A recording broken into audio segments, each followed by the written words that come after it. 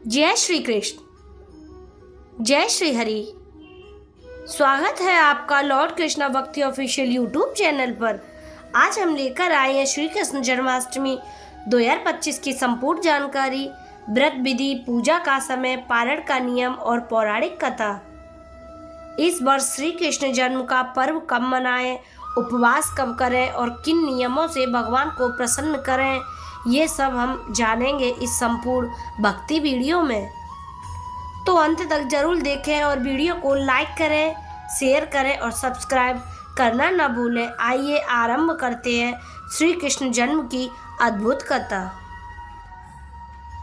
प्राचीन काल में मथुरा नगरी में उग्रसेन नामक एक प्रतापी राजा राज्य करते थे। उनके दो संतानें थीं, पुत्र कंस और पुत्री देवकी। देवकी अत्यंत सती, पवित्र और भक्ति रूपा थीं।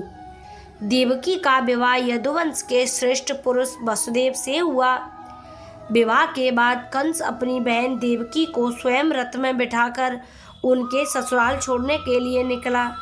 जैसे ही रथ मथुरा से निकला, आकाशवाणी हुई, हे कंस, जिस देवकी को तू इतने प्रेम से विदा कर रहा है, उसी का 8वां पुत्र तेरा वध करेगा। यह सुनते ही कंस भयभीत हो गया और उसने देवकी को उसी क्षण मारने के लिए तलवार निकाल ली। परंतु वसुदेव जी ने बड़ी सूझबूझ से कहा, हे कंस, देवकी का क्या दोष? अगर तुझे भय है तो हम हर संतान को तेरे हवाले कर देंगे।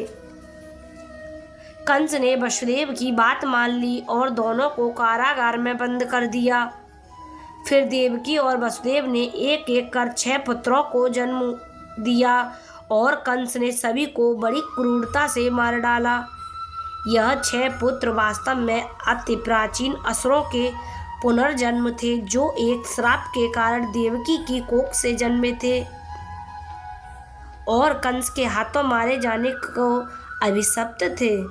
7वीं बार शेषनाग ने बलराम रूप में गर्भ धारण किया, परंतु भगवान विष्णु की योग माया से उस गर्भ को देवकी से निकालकर वसुदेव जी ने दूसरी पत्नी रोहिणी के गर्भ में पहुंचा दिया। इस प्रकार बलराम जी का जन्म गोकुल में हुआ।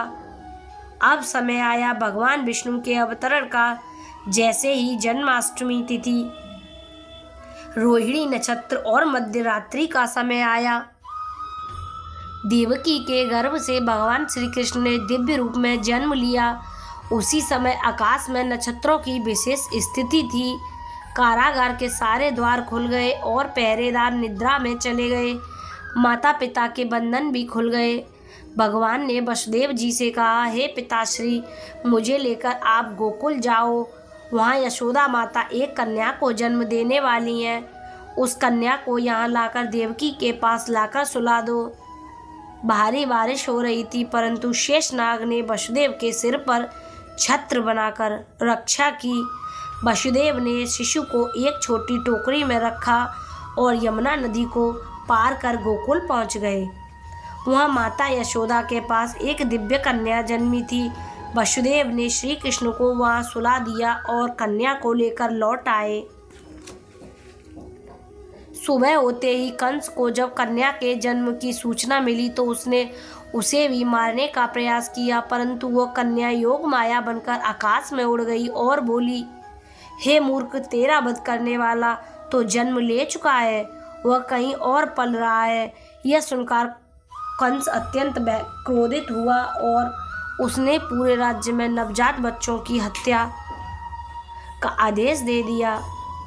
इस प्रकार भगवान श्री कृष्ण गोकुल में नंद यशोदा के पुत्र के रूप में पले बढ़े।